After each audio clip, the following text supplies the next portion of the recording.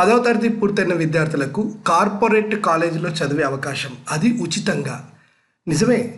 మీరు చదువుతున్నటువంటి మీ జిల్లాకు సంబంధించిన కలెక్టర్ గారి ఆధ్వర్యంలో మీకు ఒక ప్రాసెస్ ద్వారా అడ్మిషన్ కనుక వస్తే మీ కాలేజీకి అయ్యే hostel fees, college fees, books మొత్తం డబ్బుల్ని మీ జిల్లా కలెక్టర్ గారే కట్టి మీకు ఉచితంగా విద్యను అందించే అవకాశం మీ జిల్లాలో ఉంది. దీన్నే డిఆర్డిఓ అప్లికేషన్ అంటారు. మరి దీనికి ఎవరు ఎలిజిబిలిటీ కాదు?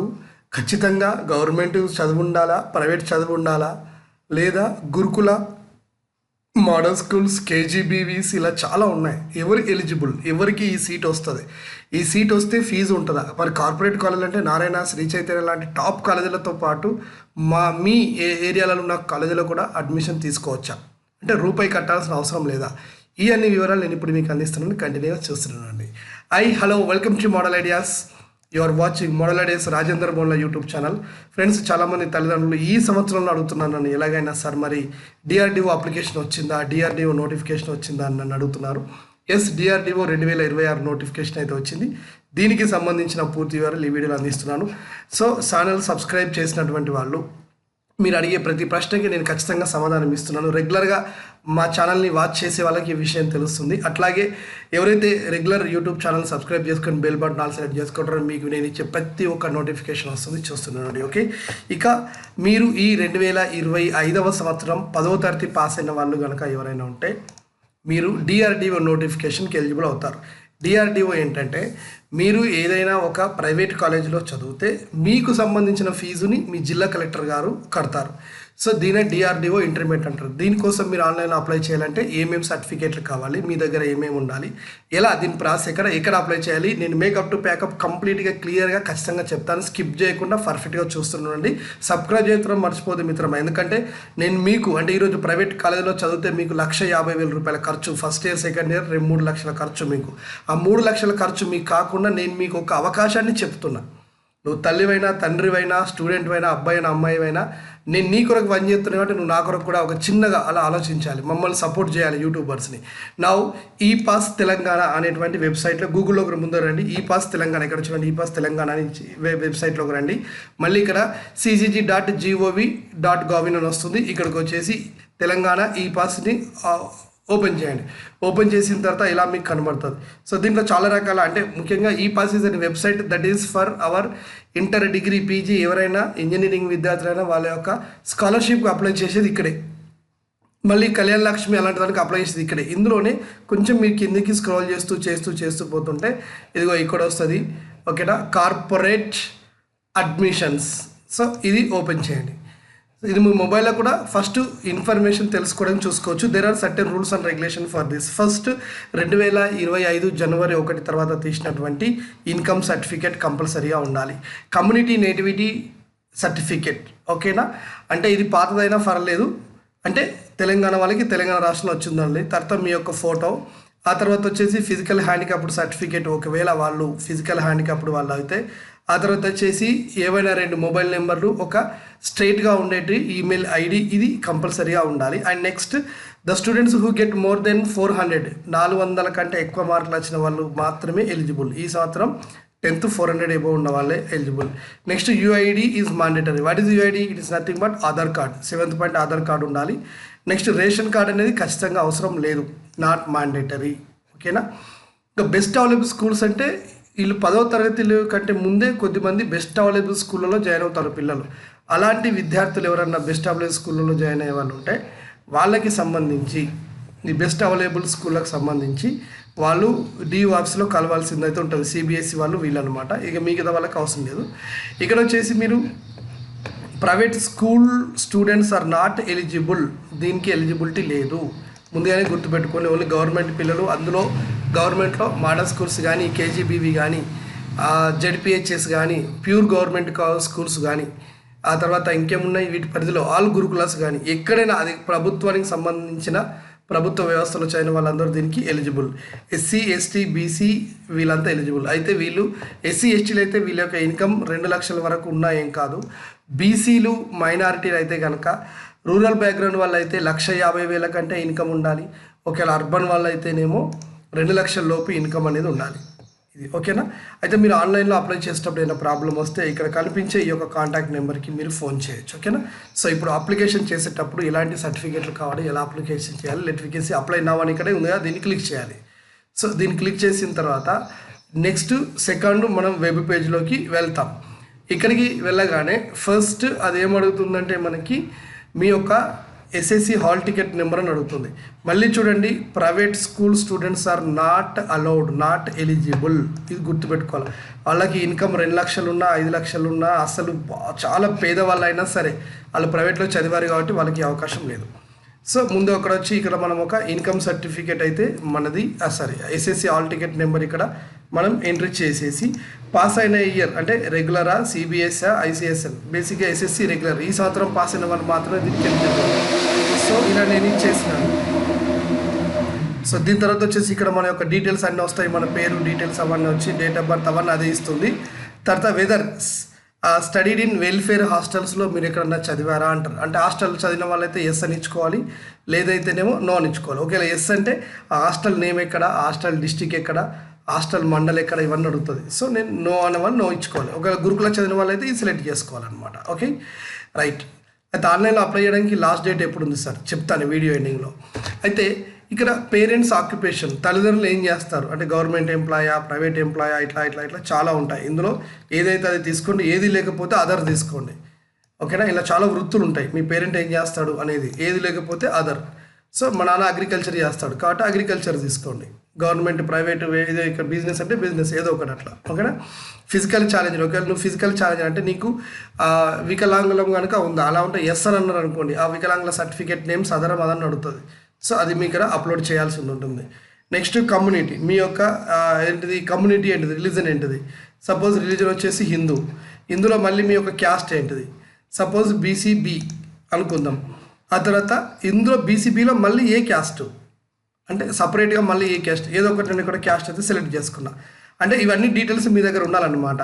నెక్స్ట్ ఈజ్ మదర్ ఓకేనా. ఏ ఎస్సీజీ అంటే స్వయం సహాయక సంఘాలు పనిచేస్తుందా అంటే మీ తల్లికి స్వయం సహాయక సంఘం అంటే ఏంటిది, దీన్ని ఏమంటారు, మహిళా సంఘంలో మెంబరా, ఎస్ అన్నారు అనుకోండి, అప్పుడు ఆమెకు సంబంధించినటువంటి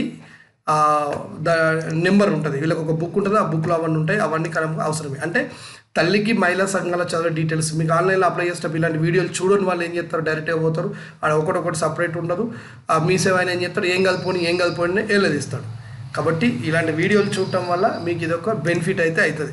సో తల్లికి మహిళా సంఘాల్లో సభ్యత్వం ఉంటే ఉందని బట్టి లేదు. ఆ తర్వాత పర్మనెంట్ అడ్రస్, మీ యొక్క పిన్ కోడ్, మండల్ డీటెయిల్స్ అవన్నీ ఇచ్చిన తర్వాత మీ యొక్క ఆధార్ కార్డ్ నెంబర్ ఇక్కడ ఎంట్రీ చేయండి. ఆ తర్వాత రేషన్ కార్డు ఉంటే ఎంట్రీ చేస్తాం, లేకపోతే లేదు. సో ఇది కూడా అయిపోతుంది. దెన్ ఆఫ్టర్ ఇది అయిపోయిన తర్వాత ఇమేజ్, మీ యొక్క ఫోటో ఇక్కడ అప్లోడ్ చేయాలి. ఇక్కడ నుండి అసలు సిసలైన వర్క్ స్టార్ట్ అవుతుంది. ఇది అయిపోయిన తర్వాత మీరు అర్బలా, రూరలా అనేది సెట్ చేసుకుని రూరల్ బ్యాక్గ్రౌండ్. దెన్ ఆఫ్టర్ మీ యొక్క ఇన్కమ్ సర్టిఫికేట్, దాని యొక్క నెంబర్ ఉంటుంది కదా, సర్టిఫికేట్ ఎంటర్, బార్ కోడింగ్ దగ్గర ఉంటుంది, ఆ నెంబర్ ఎంటర్ చేస్తే ఆటోమేటిక్గా ఇది ఎవరి పేరు మీద ఉంది ఇక్కడ డీటెయిల్స్ అయితే వచ్చేస్తాయి. ఆ తర్వాత క్యాస్ట్ సర్టిఫికేట్, సో దీన్ని కూడా మనం ఇక్కడ ఎంట్రీ చేయాలి. ఇది అయిపోయిన తర్వాత then after we can come to that 4th class నువ్వు ఏ డిస్ట్రిక్ట్లో చదివినావు. సపోజ్ హైదరాబాద్ జిల్లాలో చదివినాం, ఏ మండలంలో చదివినాం అంటే సపోజ్ ఏదో ఒకటి, ఇప్పుడు ఏంటిది అమీర్పేటలో చదివినాం. ఓకే, విలేజ్ ఏంటిది అమీర్పేటే. సపోజ్ స్కూల్ నేమ్ అక్కడ ఏ స్కూల్ ఉందో, ఇప్పుడు నేను నీలిమా పబ్లిక్ స్కూల్ అని పెట్టినా ఏదో ఒకటి. ఆ తర్వాత మేనేజ్మెంట్, అది గవర్నమెంటా ప్రైవేటా, బేసిక్గా ప్రైవేట్ వాళ్ళకి ఎలిజిబుల్ లేదు కాబట్టి సో ఏదైనా ఒక అంటే ఇక్కడ 2వ తరగతి 3వ తరగతి 4వ తరగతి వరకు ప్రైవేట్ చదివి, అంటే ఒక 4 నుండి 6 వరకు ప్రైవేట్ చదివి అట్లా వచ్చిన వాళ్ళు కూడా దీనికి ఎలిజిబులే. అంటే 10th క్లాస్ వరకు ప్యూర్ ప్రైవేట్ కాకుండా ఒకవేళ మధ్యలో మీరు అంటే ఇప్పుడు గురుకుల స్కూళ్ళకి కానీ, మోడల్ స్కూళ్ళకి కానీ, ఇలాంటి స్కూళ్ళకి నవోదయ లాంటి వాళ్ళు కానీ పిల్లలు 6వ తరగతిలో వస్తారు. సో వాళ్ళు అంతకుముందు ప్రైవేట్లో చదువుంటారు కాబట్టి అది ఇక్కడ లెక్కలోకి రాదు. మీరు ప్రైవేట్ పెట్టినా మీకు ఏం కాదనమాట. ఓకేనా, అట్లా అందుకే ఇక్కడ ఆప్షన్ అనేది ఇచ్చిండు, ప్రైవేట్ ఎందుకు ఉంది అని అంటే అందుకే ఉంటుంది. ఓకేనా, సో ఒక్కొక్కరు 9th వరకు ప్రైవేట్ చదివి 10th గవర్నమెంట్ చదువుతారు. ఇలాంటి వాళ్ళు కూడా మీకు అప్లై అయితే చేసుకోవచ్చు. ఇలా మీ అన్ని స్కూళ్ళకి సంబంధించిన డీటెయిల్స్ అన్ని ఇచ్చిన తర్వాత ఓకే, ఇక్కడ సర్టిఫికేట్ అప్లోడ్ చేయమంటారు. ఏం సర్టిఫికేట్ అంటే స్టడీ సర్టిఫికేట్. బేసిక్గా మీ యొక్క 4th class study certificate, 5th class, 6th class ఇట్లా ఉన్నాయి. సరే ఇవన్నీ దొరుకుతాయా సార్ మనకండి? ఇప్పుడు చూడండి, 4th క్లాస్ స్టడీ సర్టిఫికేట్ ఇక్కడ మనం తీసుకొని ఓకే, ఆ తర్వాత ఈ 4th క్లాస్ ఇక్కడ దీని సర్టిఫికేట్ని మనం అప్లోడ్ చేయాలి. సరే ఇవన్నీ దొరుకుతాయా అంటే అంటే మీరు 4th నుండి 5th వరకు ఒకటి తీసుకుంటారు, అది 5th నుండి 10th వరకు ఒకటి తీసుకుంటారు. కాబట్టి అదే దాన్ని పదే పదే అప్లోడ్ చేసినా ఏం కాదు. ఓకే, ఆ తర్వాత అసలు సిసలైన వరకు ఇక్కడ ఉంటుంది. ఇప్పుడు మీకు కాలేజీలు ఏవి కావాలి. సపోజ్ ఇప్పుడు ఈ క్యాండిడేట్, నేను అప్లై చేసిన క్యాండిడేట్ ఎక్కడ చదవాలనుకుంటున్నాడు అని అనుకుందాం. సపోజ్ వీళ్ళు ఇప్పుడు ఎక్కడ చదవాలనుకుంటున్నాడు ఒకటి తీసుకుంటా, ఇక రంగారెడ్డి జిల్లాలో చదవాలనుకుంటున్నాడు అనుకుందాం.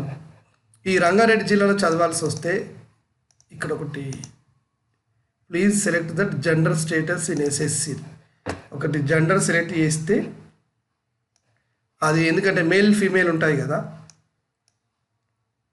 జెండర్ మేల్ ఆర్ ఫీమేల్, ఇక్కడ నేను ఫీమేల్ తీసుకుంటున్నా. రైట్, ఇప్పుడు ఏంటంటే మేల్కు మేల్ కాలేజీలు, ఫీమేల్కి ఫీమేల్ కాలేజీలు చూపిస్తుంది. ఇప్పుడు రంగారెడ్డి జిల్లాలో చదవాలనుకుంటున్నారు. రంగారెడ్డి జిల్లాలో ఇక ఇవన్నీ కాలేజీలు ఉన్నాయి. ఓకేనా, ఇక శ్రీ గాయత్రి, శ్రీ వెంకటేశ్వర, ఇంకా సంథింగ్ ఇవన్నీ కూడా కార్పొరేట్ కాలేజీలే. సో రంగారెడ్డి జిల్లా వద్దు, సపోజ్ కరీంనగర్కి వద్దాం. సో కరీంనగర్లో ఏమేమి కాలేజీలు ఉన్నాయి, ఇక్కడ ట్రినిటీ కాలేజ్ ఉంది, ఎస్ఆర్ కాలేజ్ ఉంది, ఇలాంటివి అన్నమాట. ఓకేనా, ఆ తర్వాత దీనికి స్ట్రీమ్ ఉంటుంది. ఇప్పుడు నేను ఇక్కడ సపోజ్ ట్రినిటీ సెలెక్ట్ చేసుకున్నా, ఆ తర్వాత స్ట్రీమ్ ఉంటుంది. స్ట్రీమ్ అంటే ఎంపీసా బైపీసా ఇవి మాత్రం అవైలబుల్ ఉన్నాయి. మరి ఇక్కడ మీడియం ఇంగ్లీష్ ఇది అయిపోయింది. నెక్స్ట్ సెకండ్, మళ్ళీ ఏ జిల్లాలో ఇవ్వాలనుకుంటున్నాం. సపోజ్ నల్గొండలో ఇవ్వాలనుకుంటున్నాం. నల్గొండలో ఇగో ఆల్ఫా కాలేజ్ సంథింగ్ ఇలా, లేదు ఇదే కరీంనగర్లోనే చదవాలనుకుంటున్నాం. ఓకే, ఇదే కరీంనగర్లో చదవాలనుకుంటే ఫస్ట్ ట్రినిటీ కాలేజ్ అయిపోయింది. నెక్స్ట్ ఏంటిది, SR college. Right, SR college address వచ్చింది. ఇందులో ఏం గ్రూప్ కావాలనుకుంటున్నాం, ఎంపీసీ. ఆ తర్వాత ఇక్కడ వచ్చేసి మళ్ళీ ఇంగ్లీష్ మీడియం. ఇలా మీరు 4 కాలేజీలకి, అంటే 3 కాలేజీలకి మీరు వెబ్ ఆప్షన్స్ అయితే ఇచ్చుకోవచ్చు. ఇచ్చుకున్న తర్వాత లాస్ట్కి ఇంకైనా కాలేజీ కావాలంటే కొత్తగా యాడ్ చేసుకోవచ్చు. ఇలా 3 తర్వాత 4, 5, 10 అంటే మీకు ఏ జిల్లాలో ఇష్టం ఉంటే మోస్ట్లీ ఆ జిల్లా వాళ్ళు అదే జిల్లాకి ఎలిజిబుల్ అవుతారు. అంటే ఇక్కడ వాళ్ళు ముందు చెప్పారు కదా, ఆ జిల్లానే క్యాడర్గా తీసుకుంటాను. ఇట్లా మీరు ఫస్ట్ మీ జిల్లా ఇచ్చుకొని తర్వాత మీరు హైదరాబాద్ కాలేజీలు కూడా ఇచ్చుకోవచ్చు. సో ఒక విద్యార్థికి 7 కాలేజీలను సెలెక్ట్ చేసుకునే అవకాశం ఉంది. ఆయన జిల్లాతో పాటు పక్క జిల్లాలో ఉన్న దానికి కూడా 7 కాలేజెస్ మీరు ఇక్కడ ఇచ్చుకోవచ్చు. దెన్ ఆఫ్టర్ ఈ క్యాప్చర్ని ఇక్కడ ఎంటర్ చేసేసి సబ్మిట్ కొట్టేస్తే మీ యొక్క అప్లికేషన్ ఫామ్ పోతుంది. అయితే అప్లికేషన్ ఫామ్ ఎంటర్ అయిన తర్వాత మళ్ళీ ఏం చేయాలంటే, అయితే ఇది ప్రతిసారి నోటిఫికేషన్లో క్లియర్గా ఇవ్వట్లేదు కాబట్టి కొన్ని సందర్భాల్లో కొన్ని జిల్లాలలో ఏమంటున్నారంటే ఆన్లైన్ అప్లికేషన్ చేసిన తర్వాత దాన్ని 3 ప్రింట్లు తీపియండి, ఒకటి మీ దగ్గర పెట్టుకోండి, 2 ప్రింట్లు పట్టుకొని సంబంధిత జిల్లా ఆఫీస్కి వచ్చి, అంటే కలెక్టర్ ఆఫీస్కి వచ్చి డిఆర్డిఓ ఆఫీస్లో సబ్మిట్ చేయండి అని కొన్ని జిల్లాల వాళ్ళు అడుగుతున్నారు. కొన్ని జిల్లాల వాళ్ళేమో మాదేం అవసరం లేదండి అంటున్నారు. సరే, ఇది మీకు అప్లై అయిపోయిన తర్వాత ఈ అప్లికేషన్ లాస్ట్ డేట్ వచ్చేసి ఈ నెల మే 30 వరకు ఉన్నది. కానీ మీరు మాత్రం 25 లోపే చేసుకోండి, ప్రాణం మీదకి వచ్చేదాకా పెట్టుకోకండి. అప్లై చేసుకున్న తర్వాత, ఎందుకంటే లాస్ట్ వెబ్సైట్ పనిచేయదు, గవర్నమెంట్ గుర్తుపెట్టుకోండి. మీరు ఒక్కరు అప్లై చేయకపోతే గవర్నమెంట్కి 1 లక్ష రూపాయలు మిగులుతాయి. ఎప్పుడు కూడా గవర్నమెంట్ డబ్బులు మిగిలించుకునే పని చేస్తుంది కాబట్టి మన బద్ధకం గవర్నమెంట్కి హెల్ప్ అవుతుంది కాబట్టి అక్కడ మీరు కరెక్ట్ చూసుకోండి. సో ఈ నెల 25 లోపు మీరు అప్లై చేసుకోండి. మరి అప్లికేషన్ ఫామ్స్ ప్రింట్ ఇవ్వాలా వద్దా అనే దానిపైన నేను మళ్ళీ ఒక వీడియో చేస్తాను, ఎందుకంటే దీంట్లో క్లారిటీ నోటిఫికేషన్లు ఎక్కడ ఇవ్వలేదు. ఆ తర్వాత ప్రైవేట్ స్కూల్ వాళ్ళు నాట్ ఎలిజిబుల్, మిగతా ఎవరైనా సరే 400 కంటే ఎక్కువ మార్కులు వచ్చిన వాళ్ళు ఎలిజిబుల్, 399 వచ్చినా కానీ నాట్ ఎలిజిబుల్. ఇప్పుడు పాస్ అయిన వాళ్ళు ఎలిజిబుల్, సప్లిమెంటరీ పాస్ అయిన వాళ్ళకి అర్హత లేదు. అయితే మీరు ఆన్లైన్ అప్లై చేసిన తర్వాత మళ్ళీ మీకు వాళ్ళు ఫోన్ చేస్తారు. ఫోన్ చేసేసి మీకు ఎక్కడ సీట్ వచ్చిందనేది ఆఫీస్ నుండి చెప్తారు. అందుకే మీరు కొంచెం ఎంత గంటల తరబడి ఫోన్లలో ఉండకుండా ఏదైనా అన్నోన్ నెంబర్ వస్తే ఇమీడియట్గా దానికి కొంచెం కాల్ చేసేసి, ఓకేనా, రెస్పెక్ట్గా మాట్లాడి మీ జిల్లా నుండి ఆఫీస్ నుండి ఫోన్ వస్తుంది, అప్పుడు వాళ్ళు ఇస్తారు. అయితే ఇది కావడానికి ఇంకొక 20-25 రోజులు పడుతుంది, 15 రోజుల కంటే ఎక్కువైతే పడుతుంది. అంటే జూన్ 3rd వీక్ వరకు వస్తుంది, 2nd వీక్ 3rd వీక్. అప్పటికి మీరు ఎక్కడన్నా కాలేజీలో జాయిన్ అయితే జాయిన్ అవ్వండి, ఏం కాదు, అది మీ ఇష్టం. అక్కడ క్లాసులు కూడా స్టార్ట్ అవుతాయి జూన్ 1st, 2nd, 5th కాబట్టి అది మీకు వచ్చే ఇబ్బంది ఏం లేదు, అక్కడే జరుగుతుంది. ఇంకా ఇక్కడ మీకు ఒకవేళ ఇక్కడ సీట్ వచ్చిందంటే ఆ కాలేజీలలో నుండి మీరు టీసీ తీసుకొని పోవచ్చు. టీసీ ఎక్కడ మీరు ఇవ్వకపోవడం బెటర్. నేను ఇట్లా అప్లై చేశా, కార్పొరేట్ కాలేజ్లో సీట్ వస్తేనే నేను చూస్తా, అదే అయిపోయిన తర్వాత ఇస్తా అని చెప్పొచ్చు. ఇందులో first phase, second phase, third phase అని కూడా ఉంటాయి. ఫస్ట్ ఫేజ్లో సీట్ అప్లై చేసిన వాళ్ళని రమ్మంటారు, వాళ్ళు రాకపోతే కనుక సీటు మిగిలితే సెకండ్ ఫేజ్లో కొద్దిమంది సెలెక్ట్ చేస్తారు, జిల్లా నుండి అప్లై చేస్తారు. అందరికీ అయితే ఇవ్వరు, అంటే టాప్ మార్కులు ఉన్న వాళ్ళకి మాత్రమే ప్రియారిటీ అయితే ఉంటుంది. మీరు కోరుకునే కాలేజీలో, అంటే ఏ కాలేజీలు అయితే ఇక్కడ కనబడుతున్నాయో ఆ కాలేజీలలో మీకు సీట్ అయితే రావడానికి ఛాన్స్ అయితే ఉంటుంది. అయితే సీట్ వచ్చిన తర్వాత డబ్బులు కట్టాల్సిన అవసరం లేదా, ఇది ఒకటి పెద్ద ప్రశ్న.